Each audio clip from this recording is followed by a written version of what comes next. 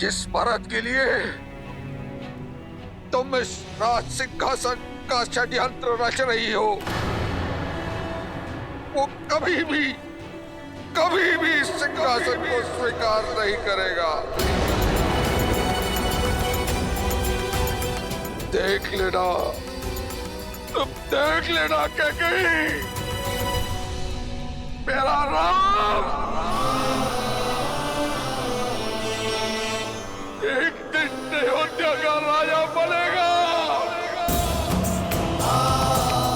मेरा राम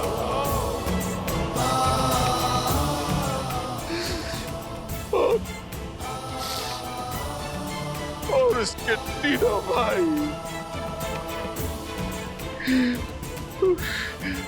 मेरे तीनों पुत्र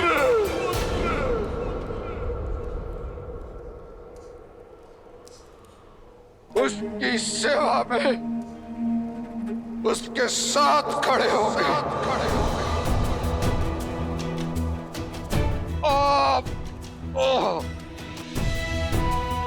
मर्यादा और न्याय का मुकुट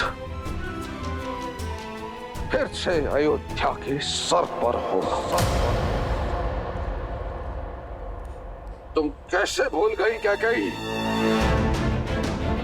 कि स्वयं तुमने मुझे अपने पिता से वचन मुक्त करवाया था।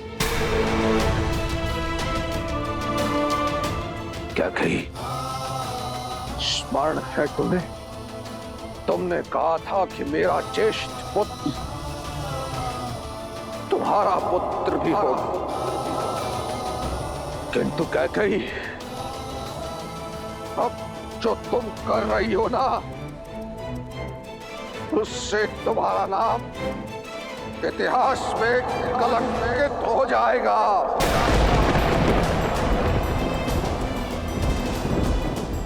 अयोध्या के लिए तुमने जो वर्षों का तप और त्याग किया है कैकेयी, लालच की अग्नि में तुमने उसे एक क्षण में भस्म कर दिया।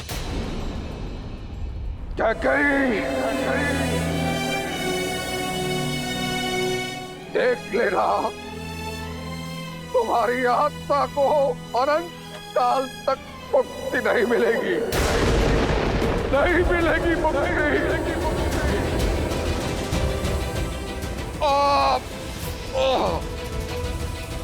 तुमने जो ये कुकृत्य किया है ना, इसके बाद कोई मनुष्य तो क्या, कोई राक्षस, कोई दैत्य, कोई पिशाच भी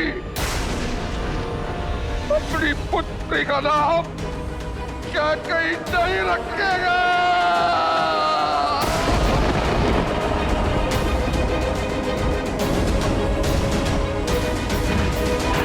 महाराज, तो राम मुझसे निकट आने का प्रयास भी मत कर रहा। अब तो ईश्वर से एक ही प्रार्थना है, कभी भी तुम्हारा मुख ना देखूं और ना ही तुम्हारा स्वर सुनना पड़े।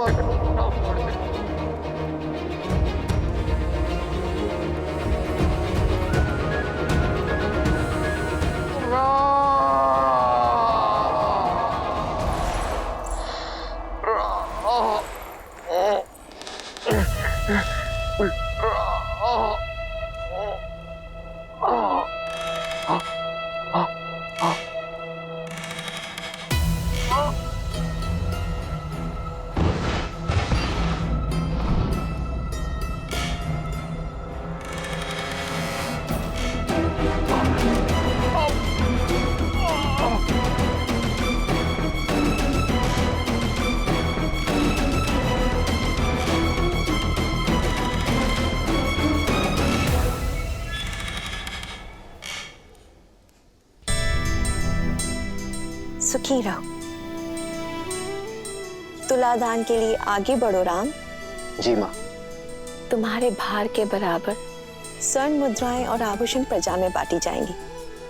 तुलादान एक धन का सूचक ही नहीं, एक होने वाले राजा के लिए संकल्प है कि एक राजा जीवन भर प्रजा का हित और उनका सुख साधेगा।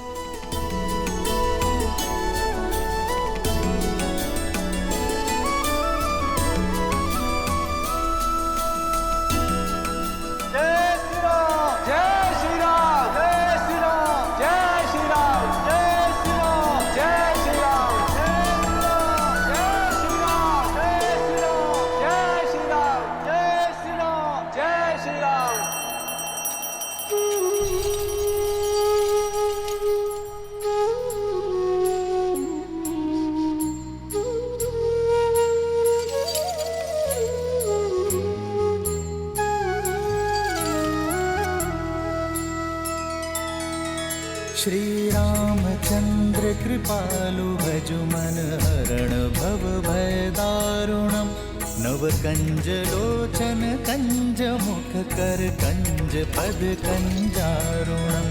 भगवान के अवतार का केवल नहीं गुणगान है, कैसे नारायण बने नर इसका पावन ज्ञान है।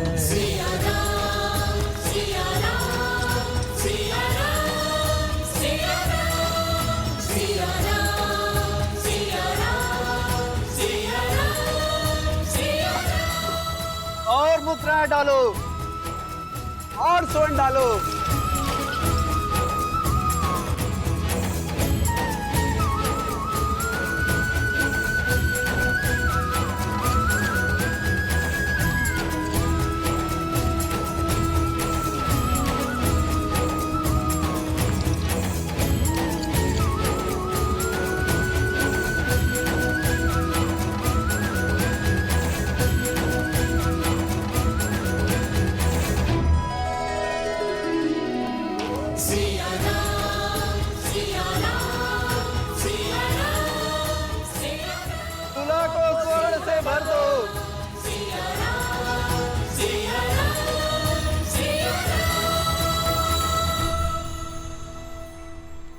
आज कहीं संसार भर का स्वर्ण ही ना समाप्त हो जाए।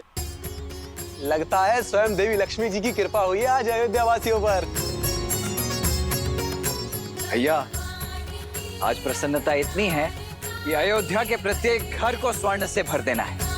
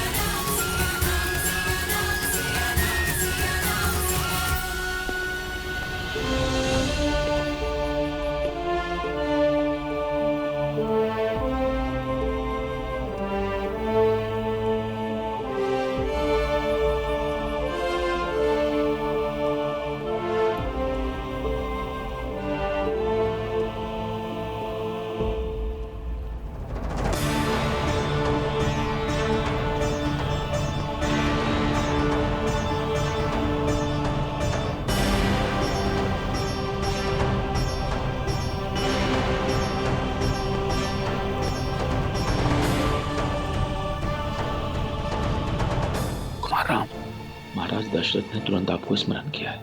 वो गोभवन में महारानी कैकेयी के साथ।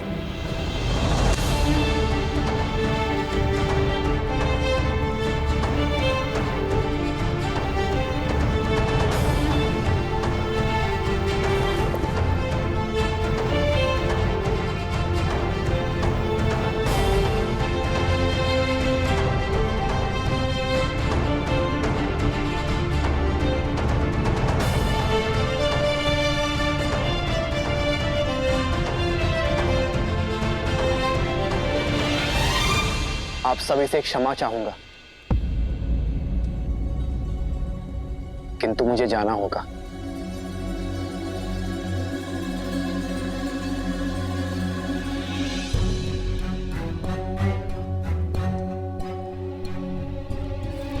लक्ष्मण,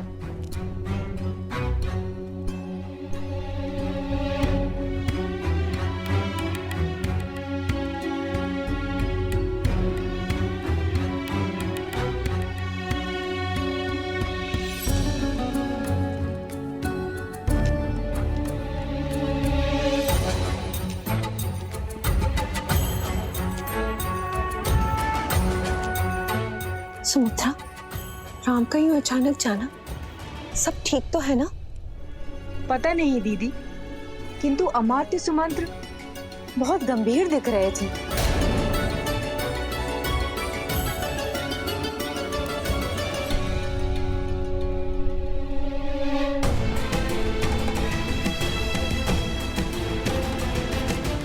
पिताश्री कब से कोम भवन में माता कैकेयी के साथ है?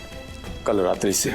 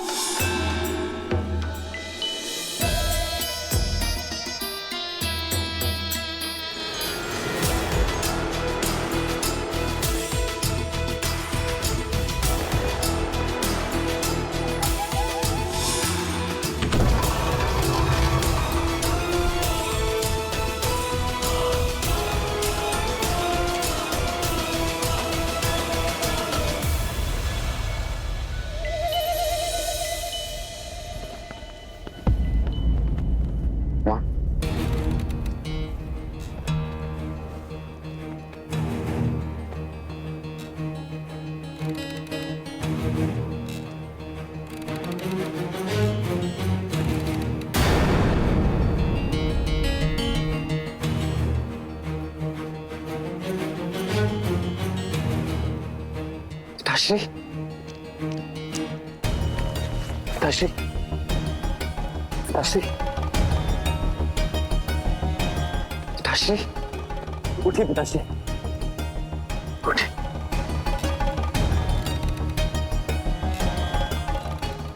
विश्राम करिए पिताश्री।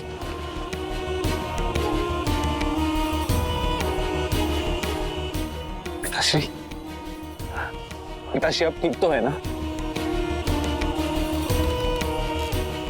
पिताश्री आपका स्वास्थ्य, कहिए ना आपको क्या हुआ है?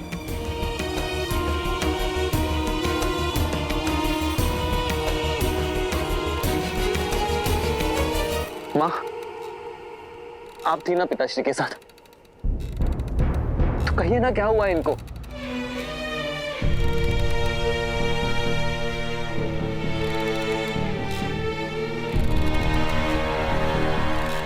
माँ,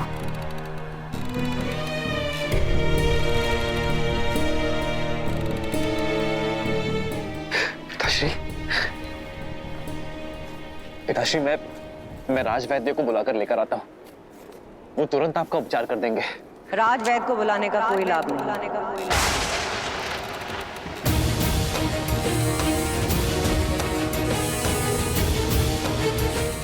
इनकी पीड़ा तन की नहीं, मन की है, मन की है।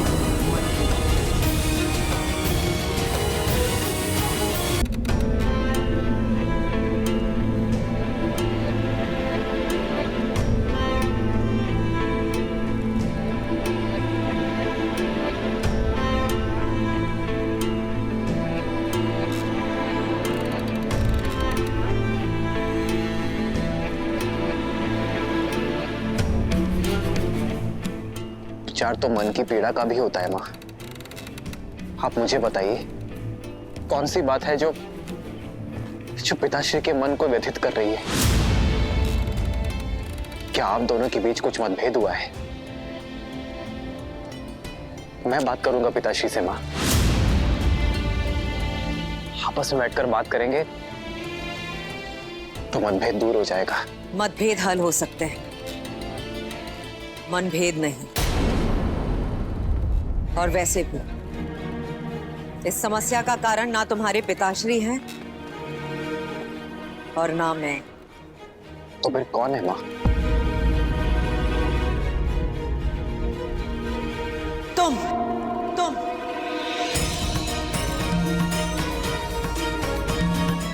हो इस समस्या का कारण राम। तुम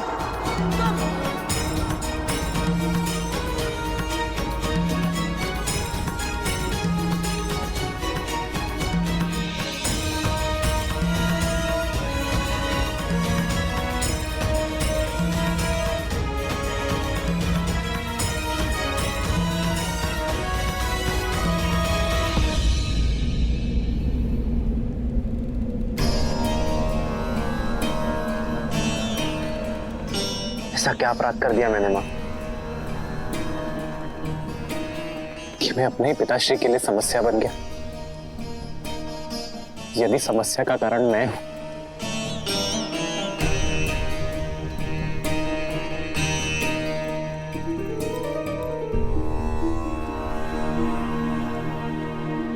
तो उसका निवारण भी मैं ही करूंगा माँ।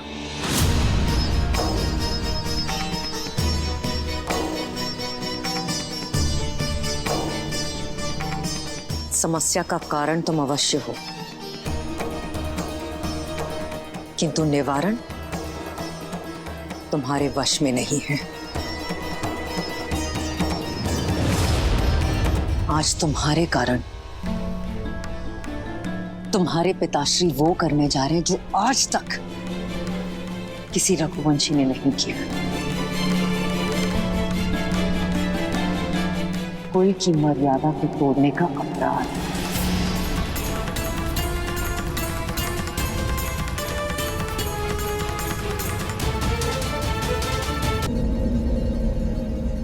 माँ, आप मुझे दोषी मानती हैं, ये स्वीकार है मुझे, किंतु महाराज दशरथ सदा निष्कलंक थे और सदा रहेंगे। जीवन भर धर्म की रक्षा, रघुवंश की मर्यादा की मार्ग पर चले हैं मां। सृष्टिहीन मनुष्य मार्ग भटक जाता है और तुम्हारे प्रिय पिताश्री पुत्र मोह में, तुम्हारे मोह में मार्ग भटक चुके हैं, दृष्टिहीन हो चुके हैं और अधर्म के रास्ते पर चल चुके हैं।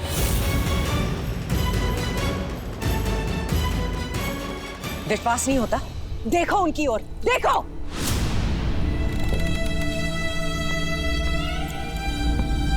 मर्यादा भंग करने के शूल ने इनके शव बांध दिए, किंतु इनका मुख साक्षी है कि रघुकुल की मर्यादा का पालन नहीं कर पाए और अपने दिए गए वचन से पलट गए हैं। ये पूछो इनसे, पूछो अपने पिताश्री से,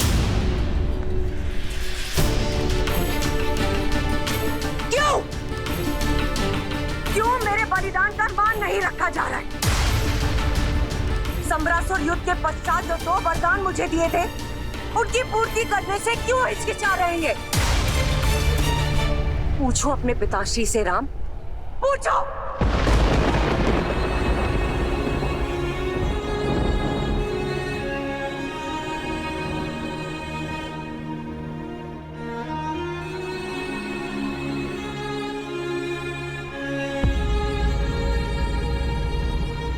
संतान होते ही इसलिए मां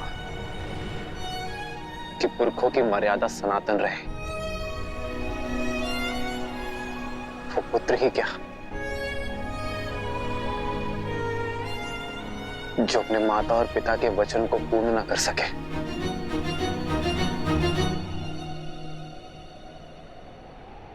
क्या वर मांगे थे आपने मां?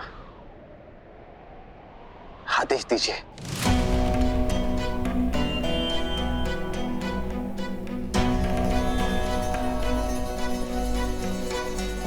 जो पिता नहीं कर पाए वो पुत्र क्या करेगा?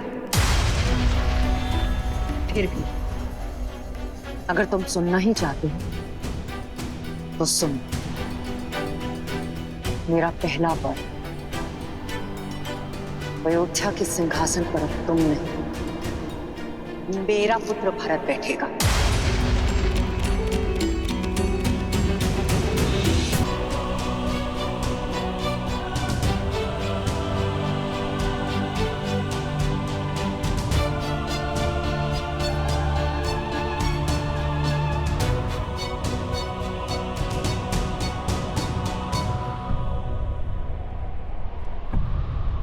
स्वीकार है मुझे मां, स्वीकार है मुझे मां।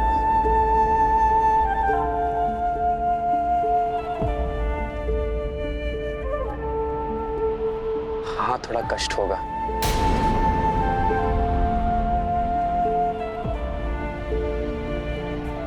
अपने बूढ़े पिता को और स्नेहमयी 3 माताओं को इस अवस्था में छोड़कर दूर जाना होगा। थोड़ा कष्ट होगा मां, किंतु कष्ट से अधिक आनंद भी होगा। आनंद की वनवास में मुझे मेरी देश और प्रजा को अधिक समझने का अवसर मिलेगा, संतों से सीखने का, संतों की सेवा करने का और उनसे उचित ज्ञान प्राप्त करने का अवसर मिलेगा।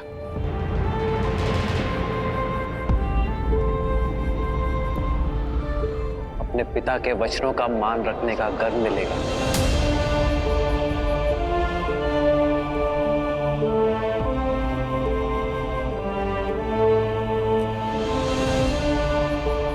अपनी मां की इच्छा को पूर्ण करने का संतोष मिलेगा।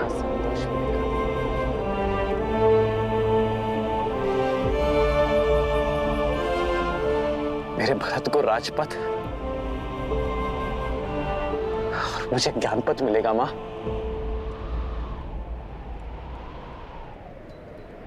मां, ये वर मांगकर आपने इस राम की झोली में आनंद और सुख भर दिया है मां।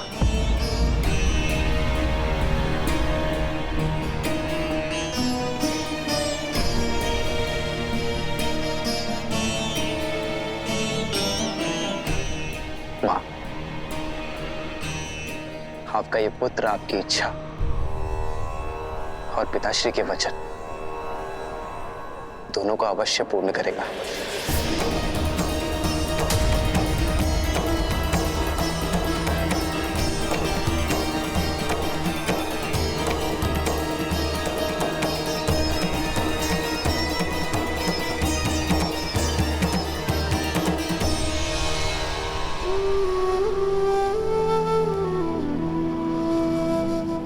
पिताश्री, बस इतनी सी बात पर व्यथित हो गए आप? विश्वास नहीं था अपने राम पर?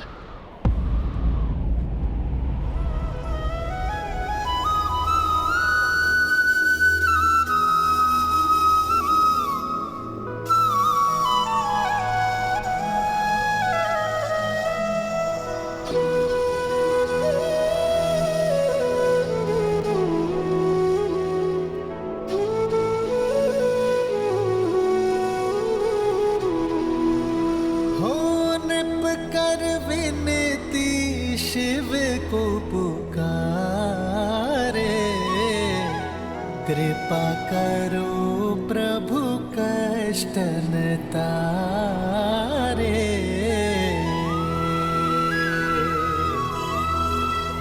आशुतोष तुम जग पालनहारी,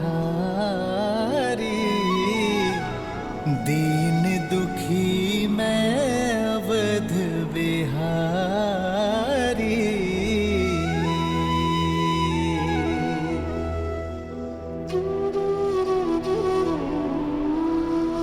प्रसन्न हो जाइए पिताश्री, आपके राम को महाराजा हरिश्चंद्र और भगीरथ के मार्ग पर चलने का सौभाग्य मिला है। मैं धर्म यात्रा पर प्रस्थान करने जा रहा हूं पिताश्री, अपने नेत्रों पर इन अश्रुओं के साथ नहीं, अपने मुख पर गर्व के साथ अनुमति दीजिए पिताश्री।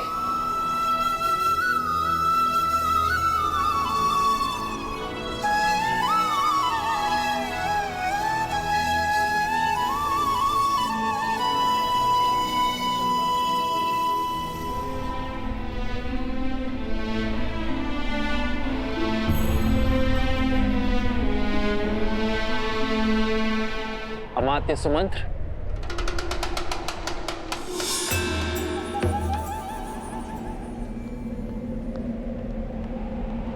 जी कुमार।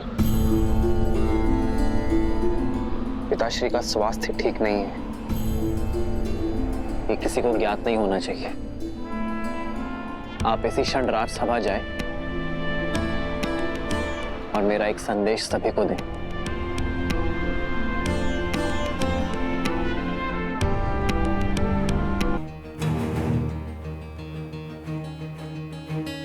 महाराज अभी तक नहीं है? बात कुछ गंभीर प्रतीत होती है।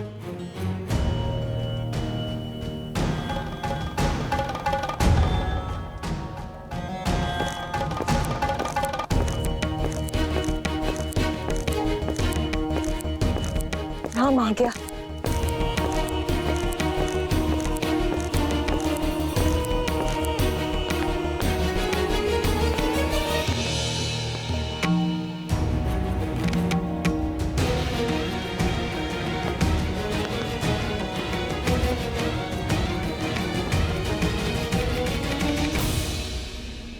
आप सभी को खेद सहित सूचित किया जाता है कि किसी विशेष कारणवश कुमार राम का युवराज्याभिषेक स्थगित किया जाता है।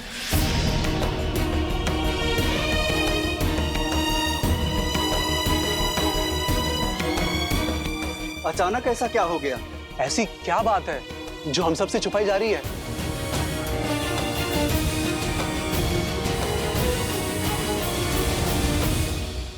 महाराज दशरथ और कुमार राम का विनयपूर्वक आग्रह है अपनी प्रजा से कि आप सब अपने अपने घरों की ओर प्रस्थान करें। उचित समय पर आप सबको संबोधित किया जाएगा।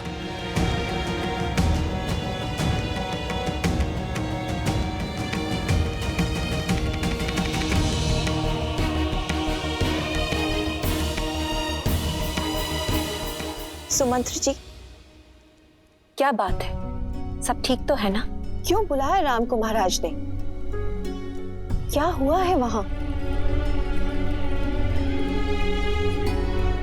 आप मौन क्यों हैं? सत्य बताइए सुमंत। कुमार राम महाराज के साथ ही हैं। उन्होंने आप सबसे निश्चिंत रहने के लिए कहा है। मैं स्वयं उनसे मिलकर आती हूँ। जी माँ, चलिए। ठहरिए।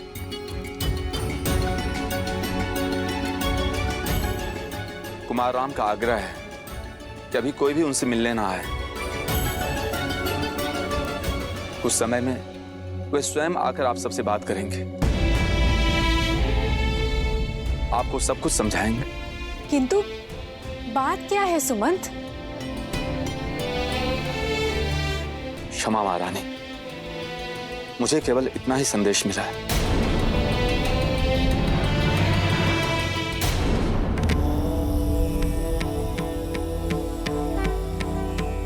क्या सोच रही हैं देवी? यही महादेव कि जीवन ऐसा क्यों है? मनुष्य जब सुख और आनंद के शिखर पर होता है, तब दुख और विपदा की खाई उसके सामने क्यों आ जाती है? जीवन है, इसीलिए ऐसा है। हृदय की प्रत्येक धड़कन के पश्चात एक विराम आता है। प्रत्येक श्वास के पश्चात निश्वास आती है। श्रीमद् रामायण भी संसार को यही समझाती है कि यदि व्यक्ति के जीवन में कोई आपदा आती है तो वो साथ में दो अवसर भी प्रदान करती है। हार जाओ या पार जाओ। यूं समझ लीजिए देवी कि कई बार जीवन यात्रा में व्यक्ति के समक्ष मानो संकटों का एक बड़ा सा पर्वत आ खड़ा होता है। किसी प्रकार से वो उस पर्वत को पार कर लेता है तो क्या देखता है कि सामने एक अत्यंत गहरी खाई है। भरसक प्रयत्न करके वो उस खाई को पार करता है तो देखता है कि सामने पहले से भी कहीं ऊंचा एक और पर्वत खड़ा है। अब ऐसी विषम परिस्थिति में वो किस विकल्प का चुनाव करेगा, ये चयन उस मनुष्य का ही है। श्री राम के जीवन में भी ऐसी ही दुविधा आई, परंतु उन्होंने हार जाना नहीं, पार जाना चुना।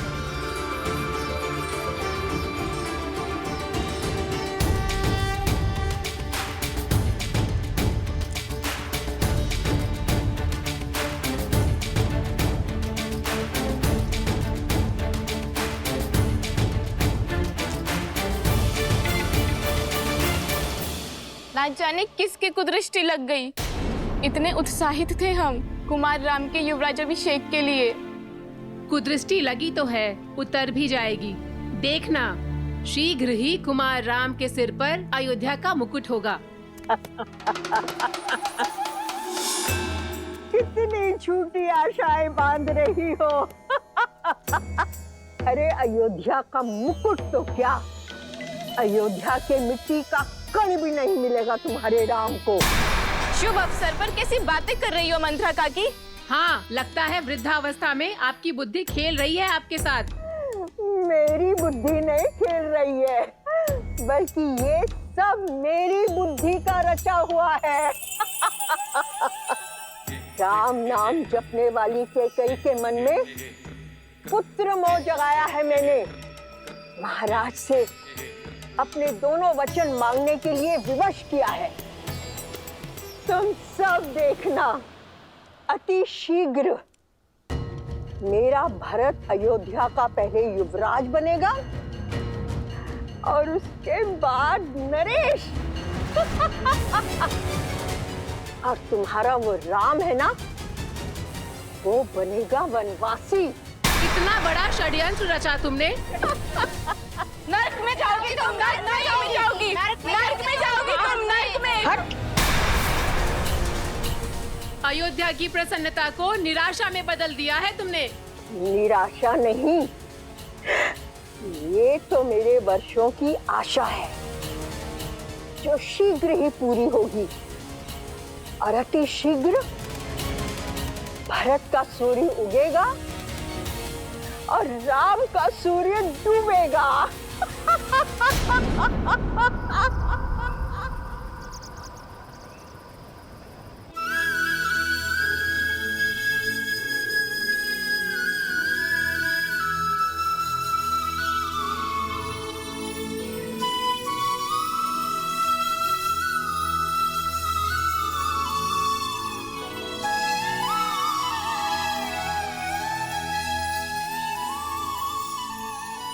माँ,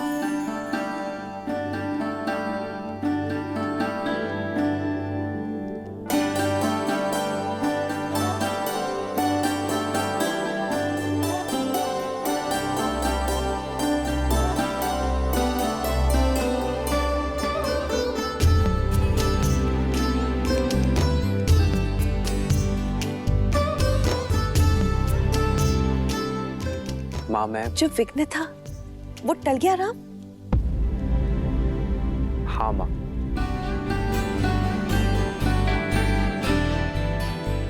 रघुवंश की मर्यादा पर आया विघ्न टल गया है।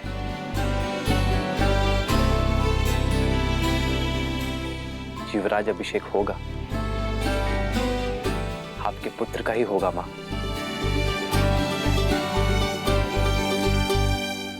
किंतु मेरा नहीं।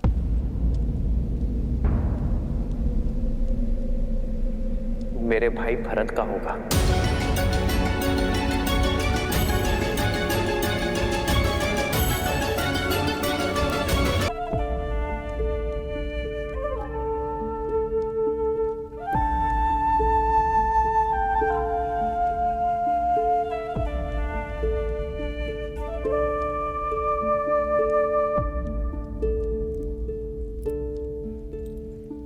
किंतु मां, अयोध्या के राज सिंहासन से भी बहुत बड़ा वरदान मिला है मुझे।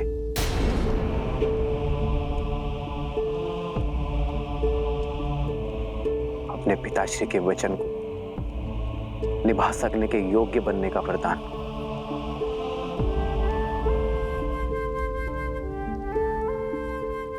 मां कैकेयी की इच्छा को पूर्ण करने का वरदान। रघुकुल की रीत निभाने का वरदान। पितामह हरिश्चंद्र के पथ पर चलने का वरदान। और सबसे बड़ी बात मां, संतों की सेवा करने का वरदान। उनसे उचित ज्ञान और सीख पाने का वरदान। और ये वरदान क्या है आर्य?